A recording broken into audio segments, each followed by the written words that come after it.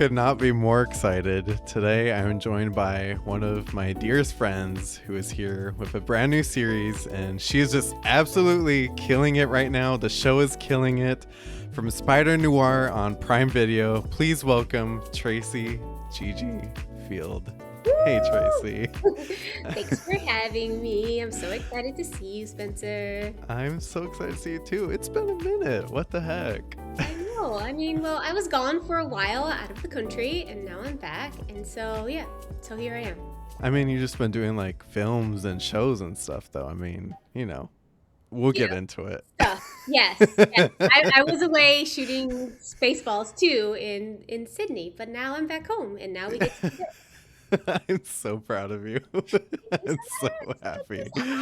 Well, in that same vein, let's just take a moment here. I just want to say, I'm just so beyond happy for you. I just can't help but feel like we've been manifesting projects like Spider-Noir for you, and just watching this series and seeing this work and seeing you and, these interviews and all these videos of you and Nicolas Cage talking about your costumes and these crazy shout outs. I don't know. I'm just so crazy proud of you, Trayce. I just feel like we've been talking about a project just like this to come along the way.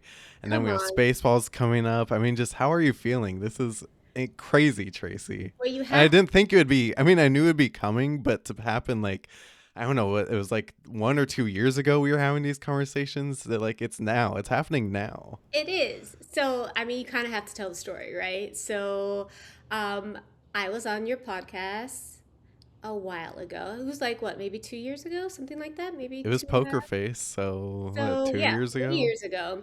And you asked me what my dream job would be, my dream project. And I said, I would love to do something sci-fi, and I would love to do something period. And magically, Spider-Noir is both of those things. So I feel like us having that conversation and putting it into the universe, out into the universe, totally made it come my way. So I'm so excited. So thanks for having that conversation with me, because I feel like it really did manifest itself. Yeah, it was going to happen either way, but I'm so excited for you. I'm so proud, and I know everyone's so excited. And it was such a great show too. It was so good. The costumes are great, so you're killing it. I'm so excited to get into all of it. Thank you. So many costumes to get into, so we gotta get into it. Let's do it. So let's get into the series, as we have a lot of costumes to get into. But first, I would love to hear about your collaboration with co-showrunner and writer Oren Uziel, because I know that a lot went into this series. We're talking about black and white and research and working with these huge actors. There's a lot going on here. So let's start with the beginning and talking to your showrunner. Well, obviously I had to have the meeting first. They met quite a few costume designers, and I pitched Oren my whole deck of what I was thinking. And a lot of those initial thoughts ended up actually in the show itself, which is pretty cool. And just Oren as a whole, he is a collaborator first and foremost. And you can pitch him ideas. It's not his way or the highway. It's we are all a team between myself, him, our production designer Warren, our DP Darren. We're all such a team, and hair and makeup as well. Working with Oren is a dream. He's your dream showrunner, because he lets you run with your ideas. He lets you do your job. And, not every showrunner is like that. And so, just for him to be, he's hands-on, but hands-off. And I hope that makes sense. He really is invested in every single thing. And yes, there are meetings, and there's having conversations about what's right and what's not working. But really, he's so awesome because he lets us creative folks do our job. So thank you, Oren. Yeah. Thank you. And there's a lot of creative things that we're going to have to talk about. But let's start with the noir of it all. Spider-Noir takes place in 1930s New York. And personally, I love the noir genre as it just gives me so much visual satisfaction. Stark, high contrast shadows, chain smoking, heavy rain, drinking Humphrey Bogart. I would just love to hear about your research and preparation for Spider-Noir. And just in that same vein, how much did the comic books play a role in your process? I mean, were you watching noir movies? I was just listening to old records. I don't know. Like, how do you get in the same in that mindset? Okay, to get into the Spider Noir mindset, basically, I watched so many noir films, right? And you can go down like a rabbit hole. I mean, it was like 2 days of like watching various films, uh, not only for like the performance, but visually, like I needed to understand like how the light reflect, like, you know, like you said, like light, just lighting in general, contrast and patterns. And then, you know, I also did a bunch of research just in terms of, in general, like history, you know. So I took a lot of the 1930s, like glamour stars, you know, Hollywood glamour actresses, and kind of was inspired by that. Like Marlene Dietrich was one of our, you know, what was somebody I really aspired to have that kind of look and feel. Um, I also did this thing where there were a bunch of paper doll books from the Mm. 1930s, Hmm. and I got a lot of inspiration from there. They had like these couture books, like, you know, paper dolls that were their dresses or their outfits were based off of like couture house looks. And so Schiaparelli, and I mean there were so many. There's some that don't even exist anymore. So that was also like a different sort of inspiration. Um, Obviously Humphrey Bogart for Nicolas Cage. Yeah. Yeah, I mean, and yeah, so that I think that's really like what was important to me was like it was a heightened state of 1930s, but it really needed to like have that comic book feel. And I feel like when you watch it in black and white, it feels like a comic book that has like come to life. And that's Hmm. literally was my whole goal. Like for me, the fans are like the most important. And so I really wanted the fans to understand the connective tissue between the villains and between, you know, Spider Noir himself. And um, so I think that was something that really like drove me. And it doesn't take a genius to figure out that comic book superheroes and noir have very different aesthetics. 100%. And you were tasked with combining the two. Then came to add a challenge of filming for both black and white and color. Yes. So, at what point in the process did you find this out? And how were you able to get this done? I feel like the black and white filter on your phone theory that costume designers always tell me about probably didn't do the trick this time because now we're doing it all the time. Yes.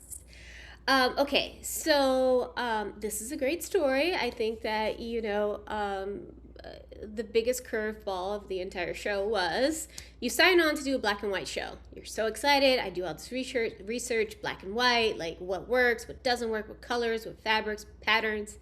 And then about 2 weeks in, I get a phone call saying, "Oh, so we're gonna shoot it in color as well. So not only does everything need to work in black and white, but it also needs to work in color." That's crazy. I had a small, tiny little heart attack. It was accurate. I was like, "Oh my goodness." Okay, so I got to figure this out. I got to figure this out. What was great was that like the production designer and Warren and our DP Darren, we all kind of just sat together and Darren explained to us like what his idea of like what he wanted to do in order to achieve this. And so there we used a lens. It was a Lutz lens, and so everything there was so much testing. So everything needed to be filtered through this lens essentially. So we created 1,000 pieces, and every single fabric and notion needed to be tested by this lens. And so we had cameras that production actually supplied for us that had this lens in it, so we could see what was working and what was not. And we also had to do it in different times of like the day, you know, in terms of like daylight and nighttime. And then we also needed to see what it would work like indoors because if we're on a stage. So to say that it was a challenge is kind of that's just like an understatement. Like it was a huge challenge, but I feel like I learned so much, and so did the ACDs, Daniel and Maddie, and Ben, who was also helping us out, and Valentina, the customers who also had to deal with this lens. Like we all felt across the board that we learned a new skill. So as Yeah. traumatizing as it might have been in the beginning, it ended up being like such an education. So yeah, thanks, but I'm just so happy that we were able to like figure it out, because at first we were like, oh, this isn't showing up, or this isn't working at like we thought it would. But the contrasting prints and the making sure that like if I needed a fabric to reflect light, I had to find like certain types of fabric. I just feel like, I mean, I don't know, I'm so excited, and like my energy is so like because we were able to achieve it.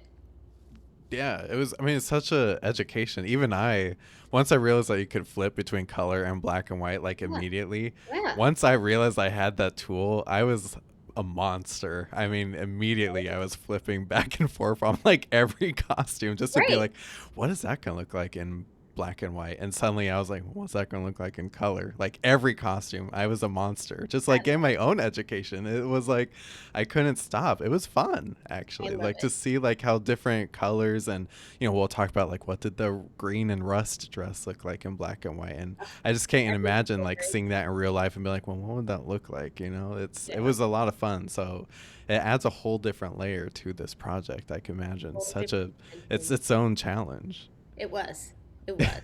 It was probably the biggest challenge, and that's saying a lot because I had to create, Spider-Noir, the first. I mean, Right. it's the first live super suit for that character. No big deal. And then, being able to, mix the 1930s with the comic book feel, like, yeah, okay, that's no big. I mean, those are two huge things. But then on top of that, having to achieve the black and white and color versions at the same time was probably, like I said, so crazy. It was such a challenge. Yeah, that's a whole other thing. And then we also have Nicolas Cage, who is moving into his first TV series at this point, playing our leading man, Ben Reilly, a down on his luck private investigator. Now I know Nicolas Cage is a big cinephile, so I have to believe that there was a lot of reference and storytelling in his Yes, detective costumes. yes. I mean, again, mostly it was Humphrey Bogart. We used Jack Huston's grandfather's film, which was the Maltese Falcon, as kind of like a map of how we would design the production design, like his office, and sort of like the feel of like Ben Reilly, and then obviously uh, Humphrey Bogart was a big one for Nick. Like when we sat down and had these conversations, like that was the first, reference that we actually talked about, and it felt like the most right and real. So as you can tell, like in Ben's costumes, nothing's new. He's Hmm. had all of his like. He has one trench coat. He has a couple of suits that we rotate. He has a couple of dress shirts, and I think he has like four ties. You know what I mean? And we just Right. kind of like mix and match as we go. You can tell that like his suit is sort of pulling in the front a little bit. Nothing fits like really well, and so that was a combination of sometimes Bogart looked like that in various films, but also our character, like you said, he's like kind of down and out. He's like giving up on life. He's just like kind of going through the motions, and so we wanted to reflect that in his clothing. Right. And I just have to ask you, I mean, working with the Nicolas Cage, I mean, this is I was super excited for you when I heard about, but he's such a cool guy. I have to imagine this was a fun collaboration. I cannot say enough good things about Nick.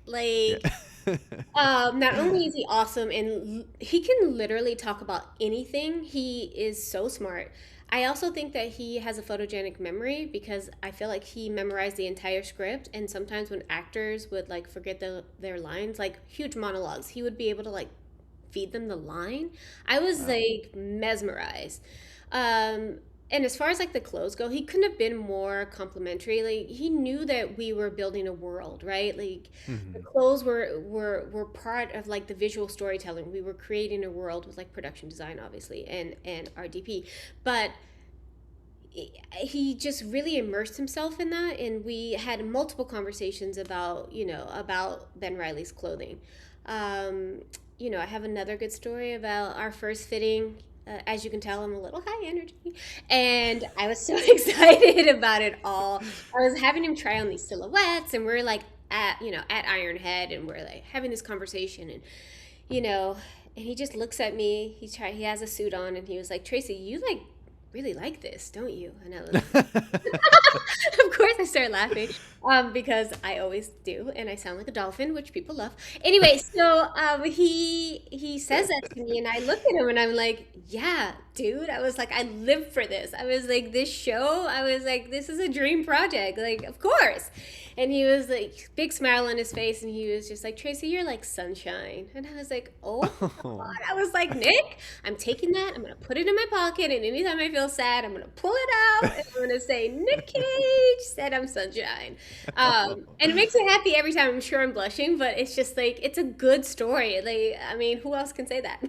Yeah, that's so cool. Oh my gosh. Well, it really comes through. Like you could tell that he just like was having the best time working with everyone on this show, and you could just really see that like he was having the best time. And your guys' collaboration really came through because he's been giving you all the shout outs too and the I press too, know. which I love. He's mentioned me in quite a few articles, interviews, which has been like super exciting. Um, Also on my Instagram, you can see, on a panel he gave me a shout out, and people were like, "Woo!" Which is like, I was there, and I was like, "Oh my God, I can't believe that's actually And happening." that's a big deal for everyone listening because a lot of stars don't actually do that, They don't might do I that. add. They don't. So that's pretty big. And I also he while we were shooting, I like to do a little BTS, and I did ask him what his favorite costume was, and that that First of all, I think the wardrobe in this show is dynamite. Thank you so much. It is dynamite. I appreciate it. And I think you're going to win an Emmy. Woo! You too. You too. Thank you. But who knows? But if I had to choose a favorite, first of all, everything that Lily wears in the show is a home run. But the green and rust iridescent gown that she wore, One of my favorites too. that was a home run. It was a knockout. Thank you. She looked so great in that. Appreciate it. And the style that you captured, and the Art Deco flavor and the Golden Age flavor. Even the shabby suits that my character is wearing really has that feeling, that pop of some of my favorite actors like Cagney and Bogart and Eddie G. and Eddie G. Robbie. So thank you. Yeah, I really feel like you encompassed all that. Thank you. I tried to. You're the best. Thank you so much. Bye. Bye-bye. That clip is on my Instagram as well, but it's so fun to like relive that in that moment. And it wasn't even one of his own costumes. It was one of Kat Hardy's costumes, which is a lot of people's favorite, which is the rust and green dress that I talk about quite a bit, and so does Lily, and so does Nick. So it's And I will be bringing it up in about and probably Spencer 7 minutes. I do want to say one thing. All the actors, all of them, have been so supportive. Jack, Lily, Lamorne, Karen, they've all mentioned the costumes in one way or another, whether it's in an interview, or you just press in general, or on their Instagram, or they're very good at like reposting my posts. And again, actors are not always like that, and so I just really want to say like thank you to them, because they are so supportive. Yeah, absolutely. I love them. I love them too. We also have to talk about the spider look, which I just thought was just fantastic. It contrasted from Ben's day-to-day look just enough to disguise him, so we didn't know who it was, but it still felt very grounded in realism, which I really appreciated, because again, this isn't a hyper exaggerated superhero film. His costume wasn't made with outer space materials or fabrics. No. So walk me through your approach to make it still feel very based in realism. Like, I don't want to say it felt like he could have made it himself, but he wasn't shopping in Wakanda or anywhere else to get his costume made. You're absolutely right. In the way that the whole show is supposed to be grounded in realism. There's a lot of backstories to almost every character, and for the Spidere itself. So it was really important to me and Oren when we first sat down, and I was like, this is what I'm thinking. You know what I mean? I really want it to be something that could have come from like the 1920s, because that's when he was in the war, and that's actually when he started being the Spidere, around 1925-ish. And so my backstory is this. The mask itself is a military sweater, right? That he sewed himself, which you can see the stitching when there's like a couple of scenes where he doesn't have his fedora on. So he made that mask, and you can tell there's like it feels like a knit sweater. And to give you a little bit of context, there are 4 layers of knit digital printing that we did in order to create that look, to give it that, the shape and the feel. And it took so many tries to get it right. Anyway, so yeah, the mask is based off of a military sweater, his military sweater, Ben's. And then the goggles are doughboy goggles. So doughboy are basically people who flew aircrafts during the war. And then Ben was stationed in France, right, during the war, and he rode motorcycles. And so his vest and his pants and his boots are all French inspired motorcycle gear. So, I did a bunch of research on like what people were wearing when they're riding motorcycles. I did England, and I did France. And so, but because he was in France, it made more sense in order to go that route. The trench coat is actually like a military grade, like trench coat. It's a style that was actually worn. And the fedora, of course, is a fedora that, test of time. So every single piece had, a backstory, and the gloves as well, motorcycle gloves. So, and Oren loved that, and so did I, because, one of the things I always say when designing is that I have to have a backstory for my characters. It helps me give some sort of motivation for why the clothes are the clothes, and why the visual storytelling is the visual storytelling. Like, you just don't want to just buy a dress to like buy a dress. You want to like buy the right dress. And in order to know what that is, you have to be in the head of your character. You have to understand the character's mind. So yeah, everything in the show is basically grounded in realism, or has some sort of like backstory. Yeah. We can talk about Kat's backstory if you want. Oh, we're gonna get there. Yeah, but I just have to say, I love the goggles. Actually, one of my favorite scenes. It's real quick, but it's when Janet reveals again that she knows that Ben has been Spidere all along, and we have like this drunk montage of Ben and the drunk Spidere with the goggles. So funny. I actually saw a photo of you with the goggles on too. So if you have any extra goggles lying around, Trayce, sure. Sort of where I live. I'll send them to you. Yeah. The goggles were a big deal, and that was also a lot of trial and error. The light up goggles were definitely a challenge. We were trying to figure out exactly like how to make that seem real and right, and also if the goggles were going to light up entirely, or was it going to be like, an outline, or like, so I do think we got it to exactly where it needed to be. They're super fun, and I love that he gets to use them. Yeah. And I do have a photo of myself wearing them, because I was like, they work! That's so good. All right, let's talk about Kat Hardy. Trayce, there could be a permanent exhibition for all of her costumes. They're so good. So Kat is under the dangerous eye of Silvermane, it kind of giving like a Blue Velvet type situation here. But she's trapped kind of like in the confines of this beautiful club. So of course she has all these beautiful performance gowns. There are 2 in particular I want to discuss. First is, of course, the golden dress with the headpiece. I mean, the first time you see it, at first I was in black and white, but I was like, no, I gotta switch. I gotta see this, It's gorgeous. So talk to me a little bit about Kat's backstory now that you have opened that door.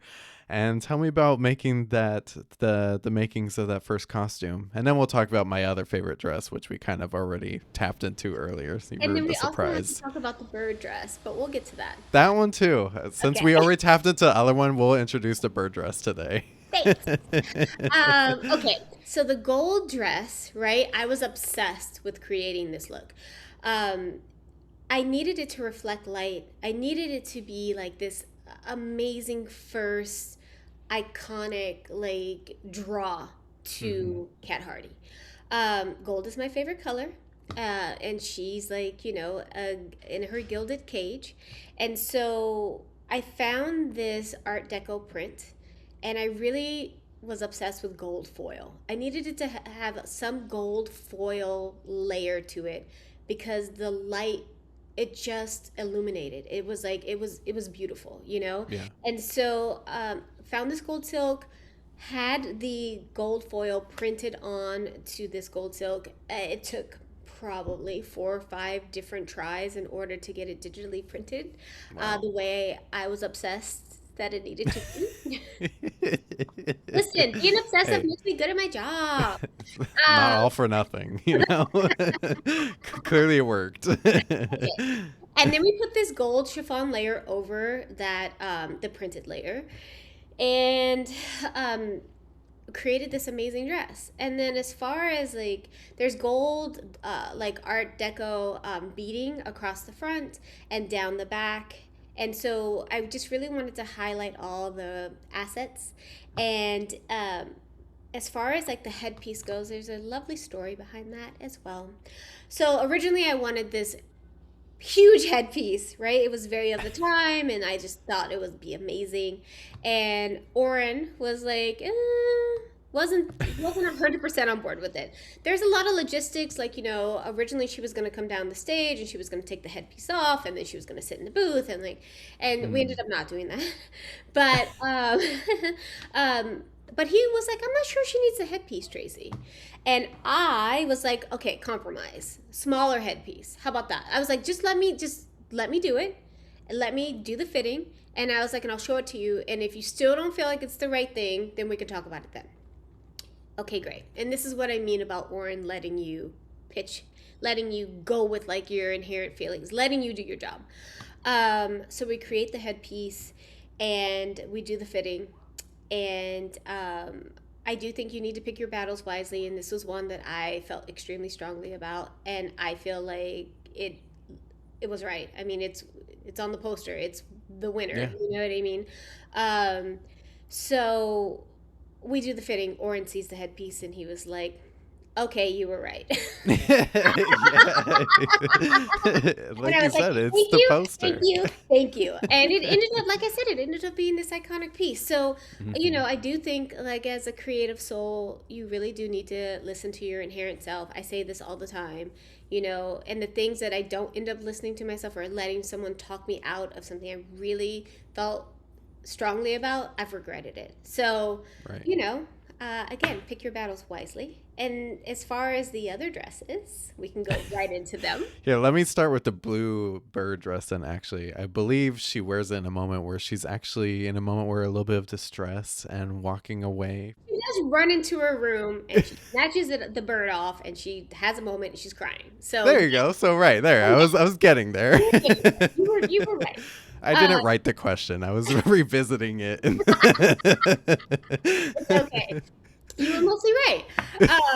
So this is Oren's favorite dress of the entire season, just so everyone knows. Again, symbolizing the bird being caught in her gilded cage.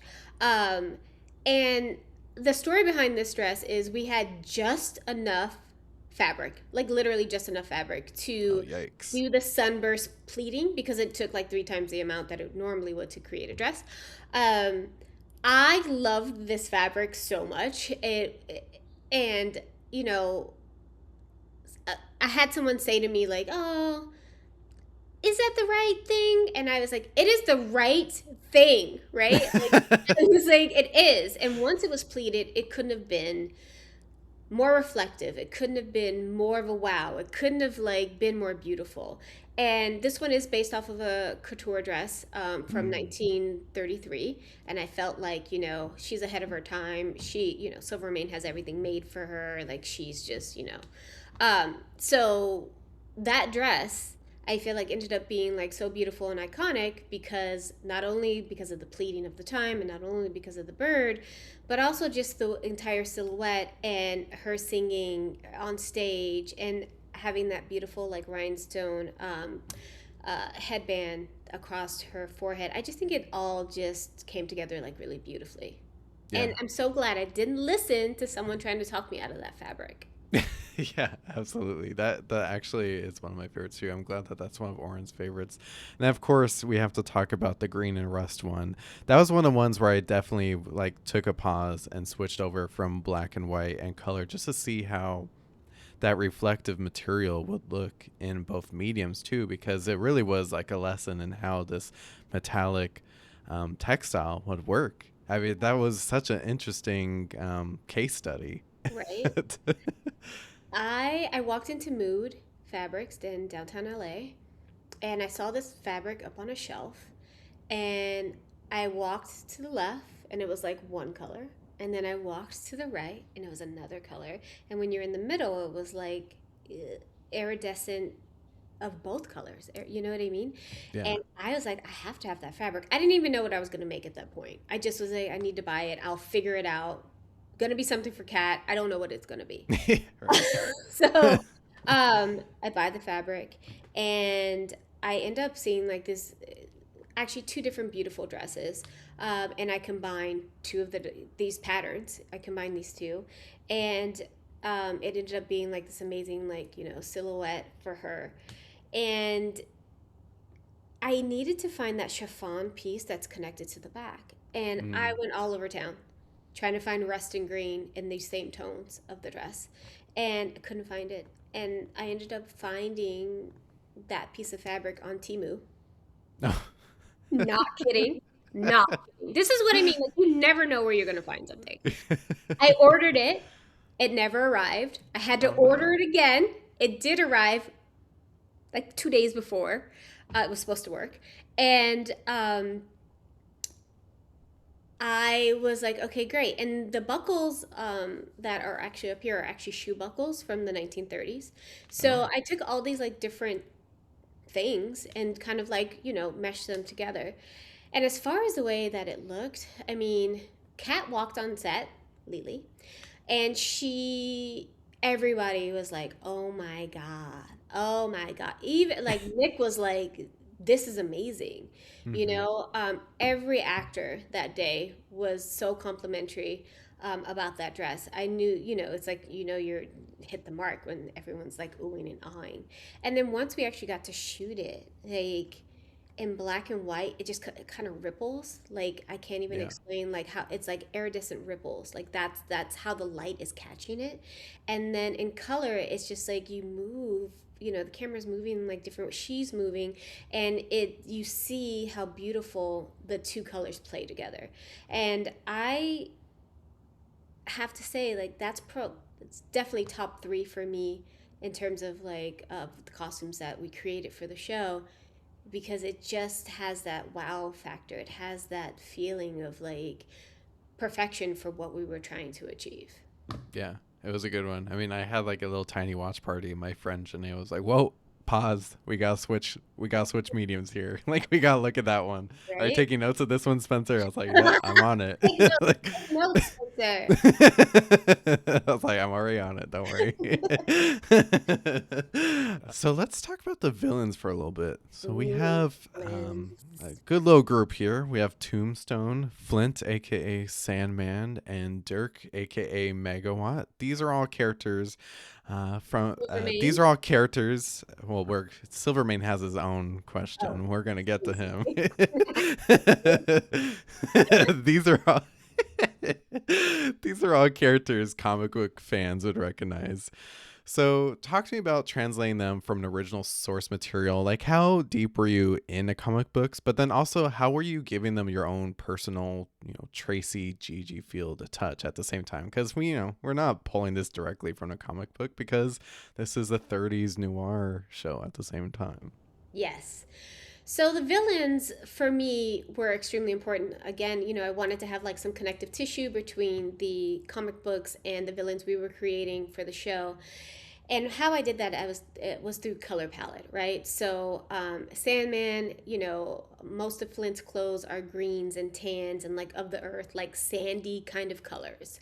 And then, as far as Tombstone goes, a lot of the research I did, he was like, in the comic books, there's a lot of purple and berries. And so, I tended to lean in that direction for him. And then Megawatt, who ended up being like one of my like favorite villains.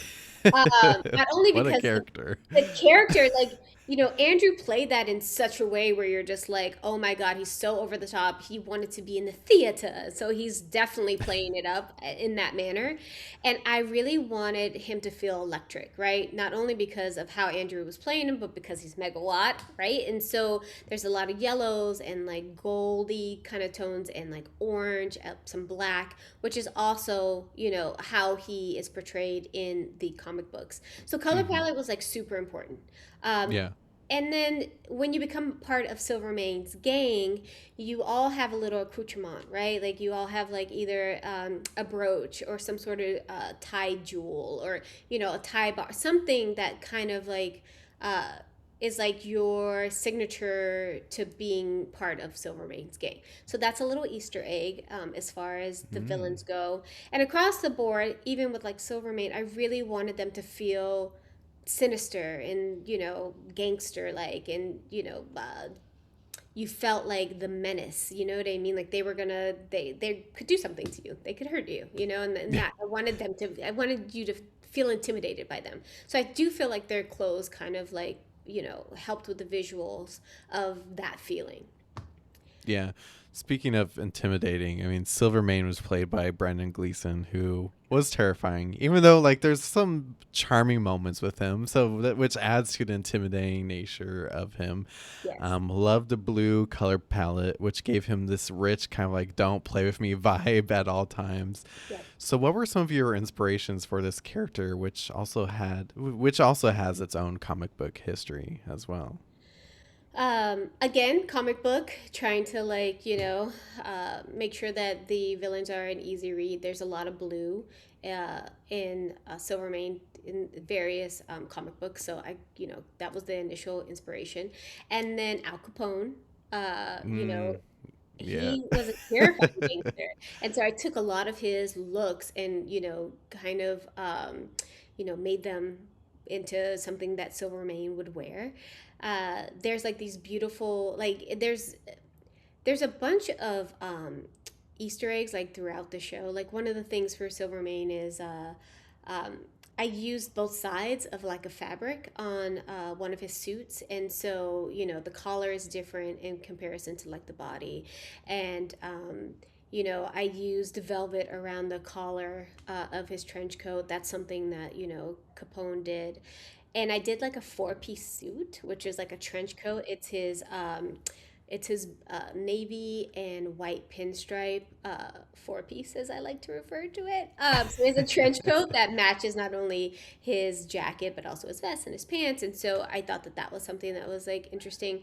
But he needed to feel menacing. He needed to feel intimidating. You needed to like be afraid of him. And I feel like in the fitting with Brendan, when he put his clothes on, he was like, this is it. This is okay. He was like, I feel like this character. I feel like this gangster. I feel, and by the way, Brendan is one of the nicest people on the planet. I mean, he's so charming and nice. I love him so much. Throughout the show, I would go up to him like after a scene and I'd be like, you're so scary. Like, you're so scary. I mean, he's such a good actor. He's so scary. And then, a minute later, he's like, Tracy, doo-doo-doo. And you're just like, dude. So, yeah. Such whiplash. Exactly. Like, he was like, so cool. And so it was just so awesome to see how well he was like embodying this scary gangster. I mean, Yeah. he did some really terrifying things in the show. Um, yeah, Yeah, he's a spooky guy, but love him. I mean, love him in everything he's in, and he killed it in this so series great. as well. Yeah. So, one last character I want to shout out. I love Robbie. He's an What? investigative journalist, and because of that, he really has to be approachable and invest a lot into his look.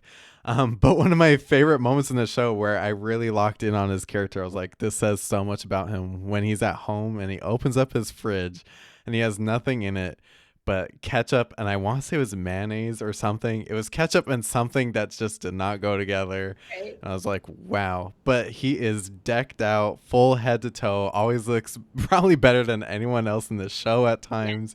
Like, oh, I see. Like, it just says so much about his character. Like, this is where he's investing because he has to be approachable. Like, the people have to feel comfortable talking to Robbie. So I was hoping that you could talk a little bit more about Robbie and his costumes. Absolutely. So Robbie's fit obviously is, I mean, he's one of my favorites because we got to like really put together something that was informative of like who he is in the way that, like you said, he needed to be able to go into a hospital. He needed to be able to walk into a business and be taken serious. I mean, he's a serious reporter. He's like, people need to trust him. They need to feel comfortable around him. And so Lamorne and I had this conversation very early on, and Lamorne was like, how would I be able to afford these clothes? And I was like, this is where all your money goes because you need to have this you need to have this look. You need people to like trust you and for you to be able to even do your job. And I was like, and nobody needs to know that you're at home eating a ketchup sandwich. Like nobody needs to know that but you. And I'm multicultural, right? I'm Black and Jewish, and I feel like African Americans as a whole usually have an amazing style. One of the things my sister always says, if something's not matching that she's wearing, she's like, I'm not coordinated. And so, I mean, I took that to heart, and I grew up in this way. And so, you know, all of Robbie's looks are like all put together, all coordinated, all just like, all the right tones. And so I really felt like him playing that character is a way of showing that African American people had style and that they, dressed really well. And not only that, that people, and I think this is true even now, that, people look to like African American style and tend to be inspired. And so all of that went into Robbie. And Lamorne, I mean, he couldn't have worn those clothes any better. And he's another one that always gives me a shout out because I really feel like the clothes really helped his character. Really helped you understand who he is. Yeah. Like right away from the beginning of the series, you're like, I know who this guy is. And you just felt comfortable with him. And so did everyone else in the show, in the community around him. Like that was the whole thing. They felt comfortable telling him everything to sometimes their detriment, to Silvermane's detriment. He looked the Yeah. part of the reporter. Right. I would like to just say a couple of things really quick. One is Karen. She not who Janet. So Karen, who plays Janet, I just love first and foremost that our whole cast is so diverse. A lot of we very inclusive, and with a character like Karen, who's like Janet, her personality was so big, and I really wanted to infuse that into like her costumes. So there's a lot of big bold prints uh, Yeah. and pops of color, which I thought were important. And she's so like feisty and fun. I just and I feel like Karen, she stole almost every scene, and the She's banter so between funny. it's so So good. great. And the banter between Janet and Ben, like it's so witty. It's like you don't want to take your eyes off of that. Like Yeah. you're so She's running the show, really. I mean, she's calling the shots, dude. I love it so much. So I'm so happy we had a character, like her. It's like, a feisty Latina who's like shapely. It's like it was great. And so just from like a costume design point of view, it's just another, aspect of like being able to show different types of people. The other thing I want to say is I hope that everyone finds the Easter eggs that are planted throughout the show. Obviously, the color palette is one. and just to touch on that, like with Kat, something I didn't mention is you can kind of tell who her emotions are like leaning towards by the colors that she's wearing. So if you see her wearing certain colors, you'll know that her emotions are feeling a certain way. Uh, Mm. yes, and Ben Reilly's color palette is gray and burgundy. If I hadn't mentioned that, so Ooh. look for those Easter eggs. Oh, that's interesting. Kind of tailors to where she's feeling at the moment. I'm gonna have to obviously go back and watch it a couple times, because Tracy and I have some things coming up that we can't really talk about yet. But we have some Spider-Noir things coming up.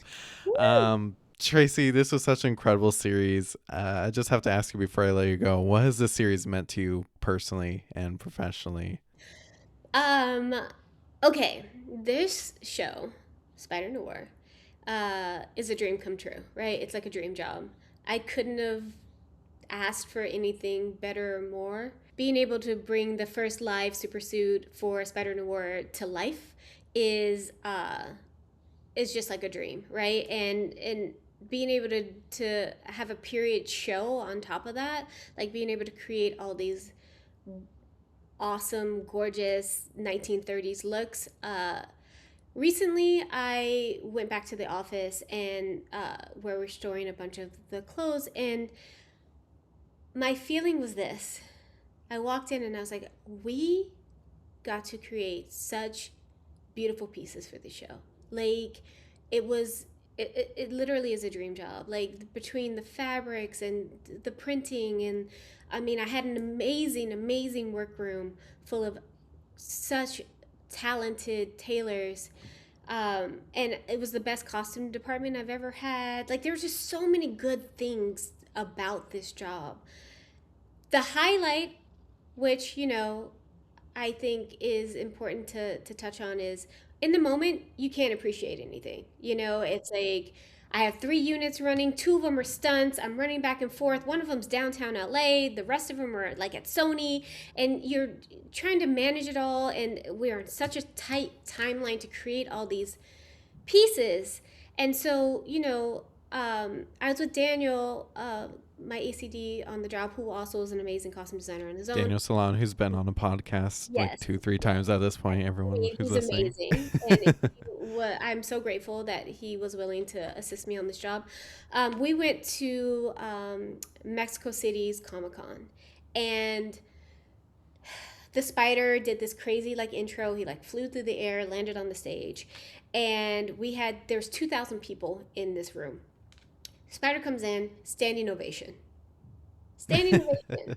And I looked to Daniel and I was like, we did that. We created something so awesome that people are literally like standing up and like, clapping. And I have such an appreciation for that costume, for that super suit, the way the light reflects, the way Thomas, our one of our specialty customers, like there's this amazing like gloss that we used, for the fedora, like just these small things that really translated into this costume being so incredible. And I feel like I'm at a point where like when I see it now, I'm so overwhelmed with how grateful I am that I got to actually create something like this. So, yeah, it's pretty rad. Not gonna lie. It's very, very rad. Yeah, I'm so happy for you. It is thank you. so exciting, and like it's just getting started too. The Spartan Noir train's gonna keep on rolling for a Woo! little while here, so I'm so excited for you, Tracy. And we have so many more fun things coming up, and we have Spaceballs coming up in like what, less Spaceballs than a year, too. a The year? I new don't know, one. but I'm April so excited. 27th, 2027. That's when it comes out. Thank you. Thank You're you. welcome. So excited. I grew up watching Spaceballs. Love that film. So when I heard you're doing Spaceballs, the second Another one, dream job. I mean, that's crazy. Spaceballs is one of my favorite movies, literally of all time. I Yeah. can't quote very many movies, but I can quote that one. And when I got that job, I burst into tears, and I've never cried over getting a job. I just couldn't. believe it. Like, It's crazy. I used to like camp in my backyard watching it on VHS, like film projector style, like watching that one. It's such a good one. So excited. I mean, should we manifest anything else while we're here since we have like a good track record? Yes. So I am dying to do. I'm dying to do Fourth Wing, and I know that it's in development. It is Dragon College. If you're not aware, you need to read these books. Have you not read these books, Spencer? I don't read very much, Tracy. Okay, I have them. I think I've read them 3 times at this point. I will let you borrow them, but you have to give them back. Okay. I am such a nerd about anything that has to do with like dragons or romance in sci-fi. So yeah, if I could do that show, I would probably die. Yeah, I would die. Well, I would be so so excited. hit Trayce Field up. Tracy, thank you so much for being here. This has been the best. I'm so happy for you. And please watch Spider-Noir. Is an incredible series. Watch it in color, watch it in black and white, and then watch it again. It's so much fun. Amazon Prime, everybody. Thank you for having me, Spencer. It's so good to see your face. I know. Thank you for being here. The Costume House with Spencer Williams is a production of The Art of Costume. This episode was hosted, produced, and edited by Spencer Williams. To discover more conversations with the designers shaping film, television, and theater, visit theartofcostume.com or follow us on social media at The Art of Costume. And don't forget to connect with me on Instagram at HostSpencer. If you enjoyed this conversation, be sure to follow and subscribe wherever you listen to podcasts or watch on YouTube. And stay tuned for more episodes celebrating the designers shaping today's most captivating films, television series, and stage plays.